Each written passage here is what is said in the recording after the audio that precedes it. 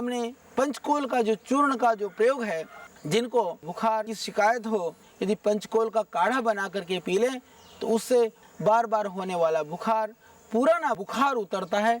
बहुत ही अच्छा चूर्ण है पंचकोल। और इसका एक विचित्र किंतु सत्य प्रयोग हम आपको बताने जा रहे हैं। जब हम गुरुकुल में अध्ययन करते थे, उस समय पर गुरुकुल में हम लोग क्योंकि बहुत व्यायाम करते थे, बहुत प्राणायाम आसन करते थे, तो भूख भी बहुत लगती थी और एक अभिरुचि भी होती थी कि हम सेहत को, स्वास्थ्य को ठीक रखें। तो कंपटीशन होता था कई बार, विशेष करके दूध पीने में या घृत आदि जो पौष्टिक पदार्थ हैं उनके सेवन में। गायें गर्भिणी होती हैं, उसके बाद जब बच्चा होता है उसके बाद गायें ज़्यादा दूध देती हैं और लगभग 6 महीना साल भर बाद दूध देना कम हो जाती हैं। तो कभी कभी गौशाला में बहुत ज़्यादा दूध होता था, कभी थोड़ा कम होता था। जब ज़्यादा दूध होता था तो हमें ज़्यादा दूध मिलता था, तो हम सोचते थे इस दूध को कैसे हजम किया जाए। उस समय पर मुझे आज भी बखूब स्मरण है, हम लोग जिनको ज़्यादा दूध पीने की वो रहती थी कि दूध डाइजेस्ट हो जाए, कि दूध को डाइजेस्ट करने के लिए, कि इसका पाचन ठीक हो, यदि पंचकोल का काढ़ा बना करके आप सुबह शाम पिएं, उसके बाद यदि आप दूध पीते हैं तो दूध पूरा डाइजेस्ट हो जाता है।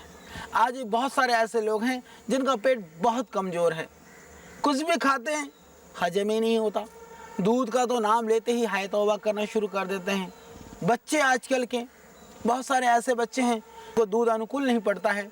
लोग कहते हैं जी हमें दूध से एलर्जी है। जो एलर्जी को भगाने का साधन है, जो ताकत की वस्तु है, उसमें तो आपको एलर्जी है, और जिससे एलर्जी करना चाहिए उसके प्रति आपको प्यार है। तो बताइए, जिसका जो गुण है यदि उससे प्रीति नहीं करेंगे तो हमारे शरीर के जो विकृतियाँ क्यों नहीं बढ़ेंगी। तो दूध से एलर्जी है, दूध आपको हजम नहीं होता है, उसको हजम करने के लिए जैसे कि मैंने अभी आपको बताया, चित्रक मूल का काढ़ा बना के पीने से भी पूरा लाभ हो जाता है। कि चित्रक मूल के 2-3 ग्राम छाल को आप लगभग 400 ग्राम पानी में पका लें, पका करके जब 1/4 बचे, छान करके आप उसको सुबह खाली पेट पिएं। इससे पेट की बीमारियां वो तो दूर होंगी ही, इसके अतिरिक्त डाइजेस्ट सिस्टम जिनका ठीक नहीं है, डाइजेस्ट नहीं हो पाता है, कुछ भी खाते हैं हजम नहीं होता है, पेट फूलता है, पेट में उफारा रहता है, दूध पीते ही जो टॉयलेट को भागना पड़ता है वो सब नहीं भागना पड़ेगा। आप सेवन करिए।